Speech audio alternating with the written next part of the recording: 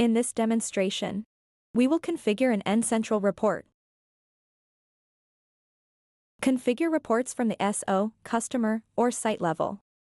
In this example, we will configure a system audit from the SO level. Click Reports and select Administrative. Click the System Audit tile. Enter the start and end date and time for the data. Select an action from the drop-down. In this example, we will select Deletion to the system. Select the customer, or use the arrow to narrow the results to specific sites. Enter the maximum number of records to be displayed. In this example, we will keep the default of 2000. Click View Report. The report populates with the selected data. To edit the report parameters, click Show Config. Export the report as a CSV or send as an email.